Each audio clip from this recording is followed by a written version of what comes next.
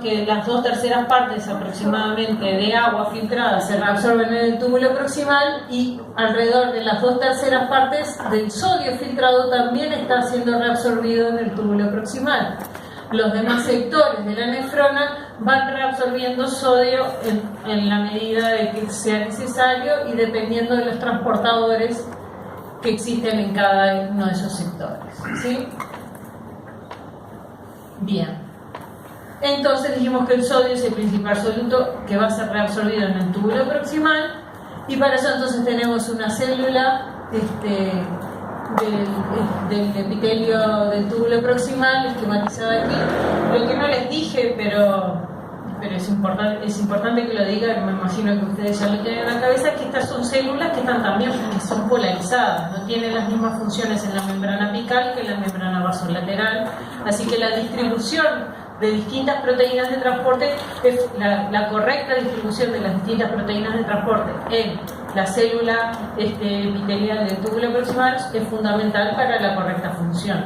Si pongo una bomba sodio-potasio TPasa en un lugar que no corresponde, en el dominio de membrana opuesto al que está normalmente, la función de la célula cambia de secretora a reabsortiva o de reabsortiva a secretora, dependiendo de lo que estemos hablando, ¿sí? Así que bueno, tenemos una célula polarizada con un dominio apical, un dominio vasolateral, y en la membrana vasolateral siempre está presente la vedet del transporte activo, que es la bomba sodio-potasio TPasa. Creo que nunca más se salvan de esta bomba, está en todos lados.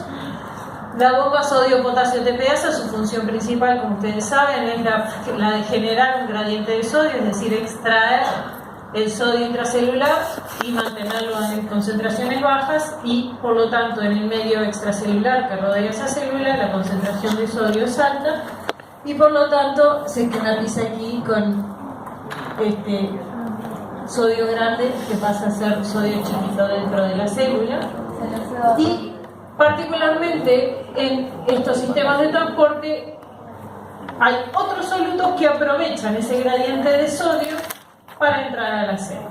Es decir, hay proteínas transportadoras que se aprovechan de ese gradiente de sodio, de que ese sodio va a entrar a favor de su gradiente, y ese impulso entonces acompañan ese impulso para entrar a la célula también. Particularmente la glucosa y los aminoácidos utilizan este tipo de cotransportadores, es decir, que implican el cotransportador en el mismo sentido, es decir, que ambos ingresan a la célula a través de una proteína que transporta sodio con algo más. Sodio-glucosa, SGLT, o sodio-aminoácido, que hay distintas familias de proteínas transportadoras de aminoácidos, ¿sí?, que utilizan el gradiente de sodio, es decir, que son secundariamente activas, ¿sí?, por el gradiente de sodio.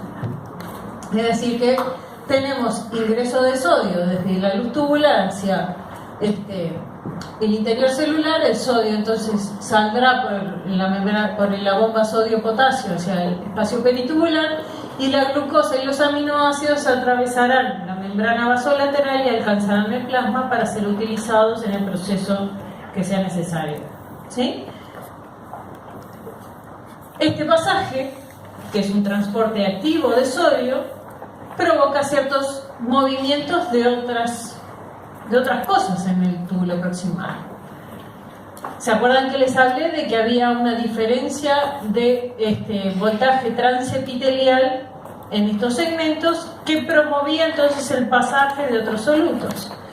En el primer segmento, en la primera porción del túbulo proximal, esta diferencia de potencial transepitelial hace que la luz tubular sea negativa con respecto al espacio peritubular.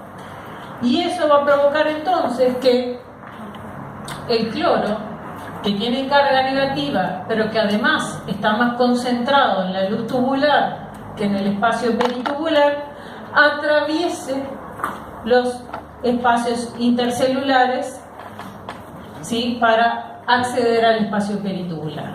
Es decir, que existe un gradiente electroquímico que provoca entonces la reabsorción de cloro en este sector. Así que tenemos un transporte activo de sodio en el primer segmento y un transporte pasivo de cloro siguiendo su gradiente electroquímico. ¿Sí? Así que ya tenemos reabsorción de cloruro de sodio, reabsorción de glucosa, reabsorción de aminoácidos. ¿Sí? Todos por procesos que dependen fundamentalmente del gradiente de sodio, la diferencia de concentraciones de sodio entre la luz tubular y la célula tubular. Bien, no le vamos a prestar mucha atención al transportador de aminoácidos y nos vamos a centrar en el transportador de glucosa, que además para la medicina es como muy importante. ¿Sí? Le damos más bolilla en general a las diabetes insípidas o a las diabetes a través de estos movimientos a nivel de glucosa eliminado por la orina. Entonces, como dijimos, el transporte de glucosa es un transporte secundariamente activo que depende del gradiente de sodio y utiliza este transportador que se llama SGLT. Se llama SGLT porque es sodio, la SGL de glucosa transporta por la T, así que es bastante fácil acordarse de su nombre.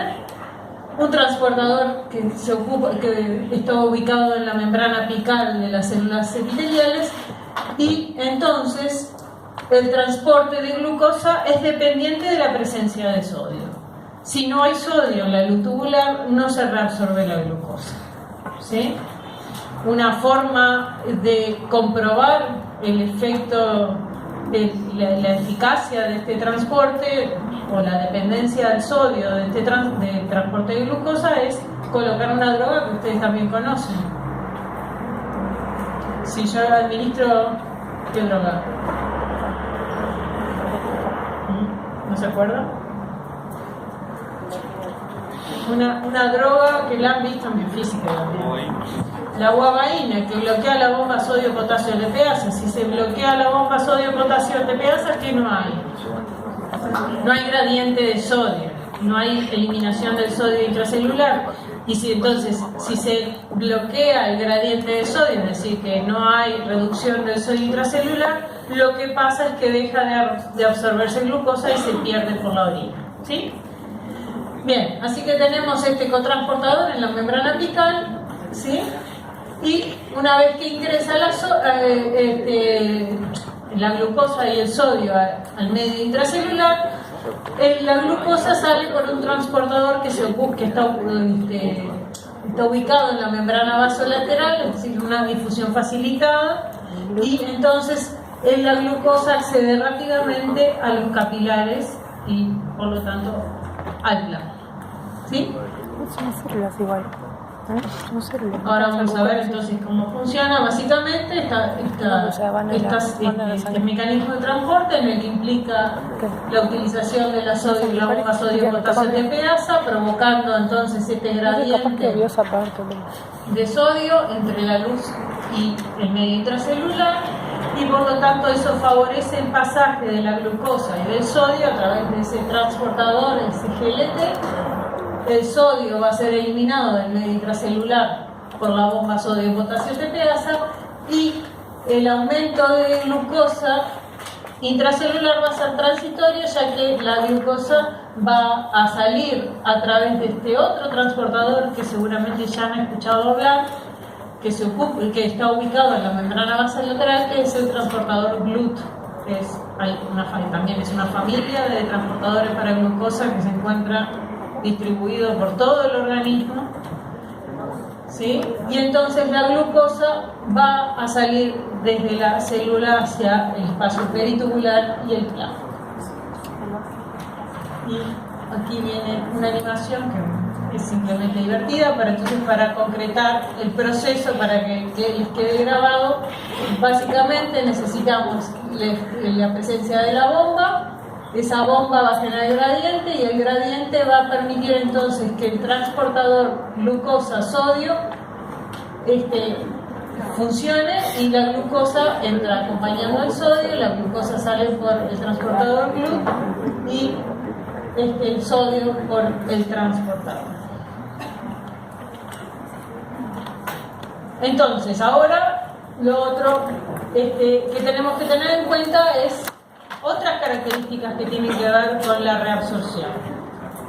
La reabsorción entonces puede ser paracelular o transcelular, pero además después tenemos que tener en cuenta los sistemas de transporte involucrados en esa reabsorción. Entonces, cuando hablamos, seguramente leyeron también de que existen como dos grandes sistemas de transporte, uno que se llama transporte dependiente de carga, y básicamente el transporte dependiente de carga implica que no importa cuánto se filtre, siempre la misma proporción de esa carga filtrada va a ser reabsorbida. Si se filtran 10 sodios, se recuperarán 7, si se filtran 20, se recuperarán 14, si se filtran 30, se recuperarán 21. Siempre es el 70%, más o menos, 67-70% de la carga filtrada va a ser reabsorbida. A mayor cantidad, mayor recuperación. ¿Sí? 67%. Lo que pasa es que la cuenta, como no podés tener 6,7 sodios, tenés 7. ¿Ah? Bien. Eso es un transporte, un sistema de transporte dependiente de carga.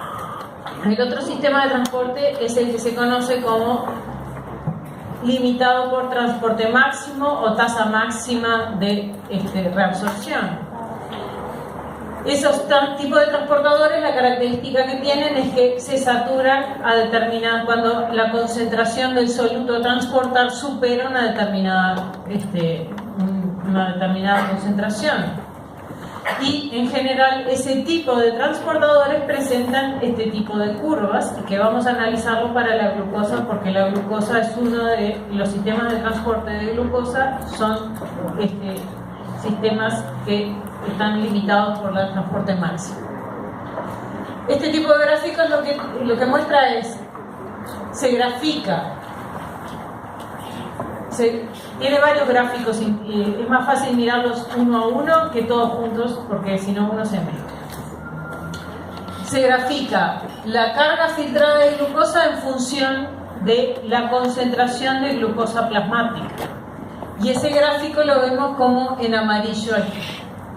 Y lo que se ve, básicamente, y eso es acorde a los conocimientos que ustedes tienen, es que la glucosa filtra libremente la barrera de filtración glomerular, es decir, que no importa la concentración de glucosa que exista en plasma, vamos a encontrar la misma concentración filtrada en el fluido tubular. Entonces, en la medida que la concentración de glucosa plasmática aumenta la carga filtrada de glucosa. ¿Sí? Eso es fácil. Lo siguiente que vemos es cuál es la carga de glucosa reabsorbida en función de la concentración de glucosa plasmática. Y esa es la curva roja. Fíjense que a una determinada concentración vemos que toda la glucosa que se filtra se reabsorbe y llegamos a un punto en el que ya no se reabsorbe todo. Fíjense que lo filtrado es esto amarillo y la curva roja se aleja de la curva amarilla. Y eso quiere decir que no toda la glucosa que fue filtrada está siendo reabsorbida. Es decir, se alcanzó la saturación del transportador y el transportador por encima de esa carga filtrada es incapaz de recuperar la glucosa que fue filtrada por el glomérulo. Y eso es el transporte máximo. Para la glucosa, ese transporte máximo o la concentración de glucosa en el que se alcanza el transporte máximo es alrededor de 375 miligramos por decilitro de plasma. ¿Sí? Y la otra curva es la concentración de glucosa excretada de acuerdo a la concentración de glucosa plasmática. Es decir, lo que se elimina de glucosa, ¿sí?, de acuerdo a la concentración de glucosa plasmática. Y aquí vemos que razonablemente, en tanto todo lo que se filtra se reabsorbe, es decir, la curva roja, la curva verde está en el cero. Hasta que se llega a un momento en el que son alrededor de 300 miligramos por decilitro, cilindro en el que empezamos a encontrar glucosa en la orina, es decir, vemos glucosuria, ¿sí? Y de ahí en más esa curva empieza a aumentar y ese aumento es bastante paralelo al aumento de la carga filtrada de glucosa. Si ustedes prestaron atención, yo les dije que el transporte máximo para la glucosa es de 375 miligramos por decilitro y les dije que ya empieza a verse glucosa en la orina alrededor de los 300 miligramos por decilitro. Esa diferencia entre los 300 y los 375, lo cual se conoce como splay en inglés o esplayamiento, creo que lo ponen en los libros, y no me acuerdo si no hay un término también traducido medio raro así también. El esplayamiento creo que es el más común, ¿sí? ¿Qué es la diferencia entre estas dos curvas? Es que a pesar de que no se alcanzó todavía la glucosa en plasma, no está por encima de la tasa máxima de reabsorción, empieza a aparecer glucosa en la orina. La explicación que tienen los investigadores para este fenómeno es que como las nefronas no son todas del mismo largo y no todas tienen la misma longitud de túbulo proximal, hay nefronas que son más cortas y por lo tanto tienen razonablemente menos transportadores para la glucosa. Entonces las nefronas más cortas no son capaces de recuperar toda la glucosa que se está filtrando. Como la glucosa no va a ir a las nefronas, cuando hay más glucosa no van a ir a ser las nefronas más largas, sino que se distribuyen homogéneamente, por ahí se puede llegar a perder parte de la glucosa, a pesar de no estar cercanos al transporte máximo. ¿Sí? ¿Se entiende? Profesora, sí. En el caso de un diabético, sí, que aumenta la concentración de glucosa en sangre, plasmática, sí. ¿Alcanzaría la carga máxima? Sí, y se elimina el exceso de glucosa, se elimina por la orina. Sí. ¿Sí? Eso además provoca un exceso, se produce más orina para eliminar el exceso de glucosa y por lo tanto sensación de sed, todos los mecanismos compensatorios para eliminar el exceso de glucosa. ¿Sí? Pero si un diabético lo que hace es perder, de hecho los primeros síntomas es a través de obtener, antes los viejos médicos, los galenos, cuando no tenían métodos para medir glucosa en orina, lo que hacían era probar. Y por eso tenían, claro, una orina dulce, claro. Y bueno, cuando no hay métodos y tenés lo que era llamativo, de hecho, lo que se le llamaba la atención es que la orina en el que había muchas moscas, siempre estaba llena de moscas alrededor, claro, las moscas eran atraídas por la glucosa y entonces empezaron a ver, y bueno, cuando no hay tecnología, ustedes están acostumbrados a que la tecnología les resuelve todo, antes no existía la tecnología. O casi todo. No, todo médicos eran los de antes. Médicos los de antes. Sí.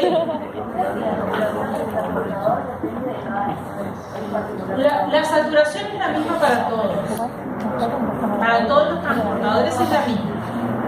Lo que pasa es que dependiendo de la cantidad de transportadores que tengas en esa nefrona, de alguna manera el largo de la nefrona determinará la capacidad de reabsorber toda o parte de la glucosa.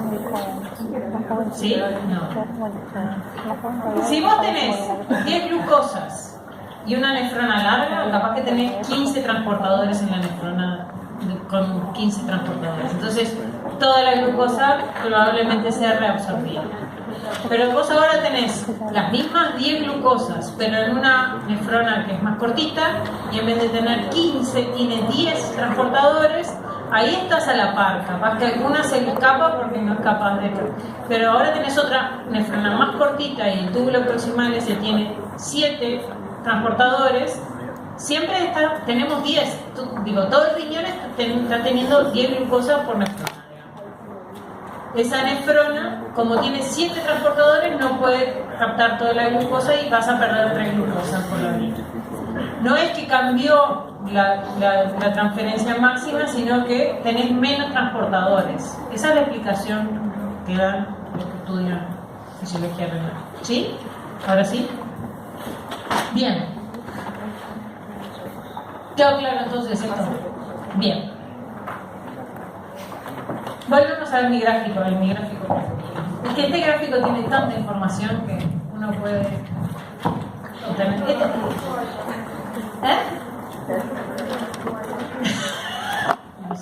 No sé. Bueno, no siempre. A veces puede ir, a veces no. En fin, bueno, pero lo que pasa es que tiene mucha información. No, el gráfico en el examen. Preguntó si a veces podría, a veces puede que no. Voy a empezar por esta segunda pregunta.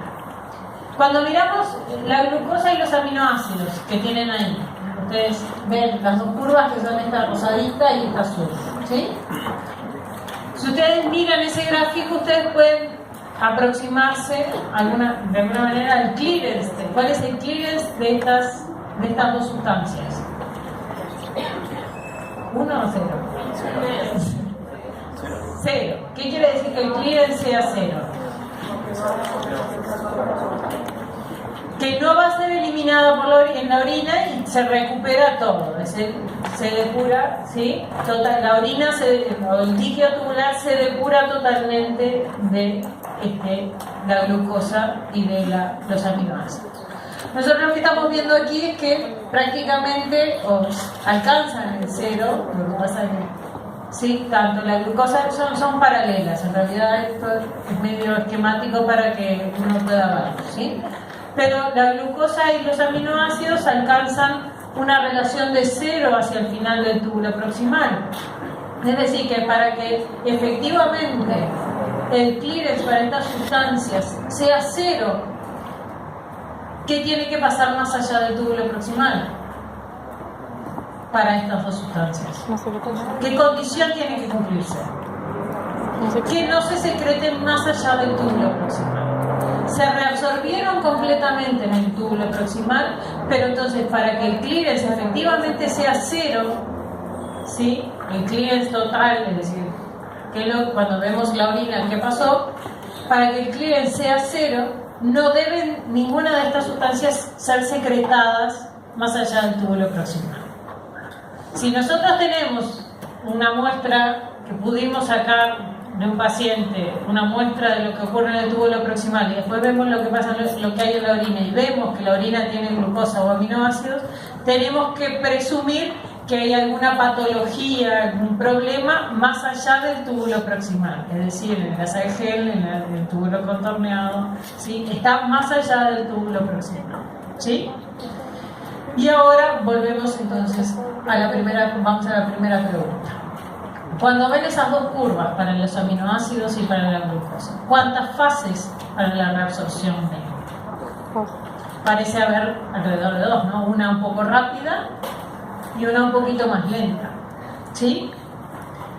Y básicamente la explicación para tener esas dos fases bien notorias de la reabsorción de glucosa depende de la presencia del transportador o de la diferencia entre los transportadores de glucosa que existen en el túbulo proximal. Se han identificado al menos dos tipos de transportadores para la glucosa, estos transportadores sodio-glucosa a lo largo del túbulo proximal, y se denominan curiosamente SGLT2 y SGLT1. Probablemente los números sea por el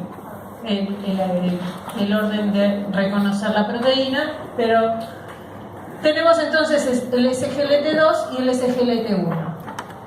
Estas dos proteínas que todas se distribuyen en la membrana apical de las células del túbulo proximal, tienen una distribución diferencial, ¿sí? Y ahora vamos al esquema. Fíjense que utilizan la bomba sodio-potasio, existe la difusión facilitada por el transportador GLUT en la membrana vasolateral, pero estas dos proteínas tienen cosas en común y cosas diferentes.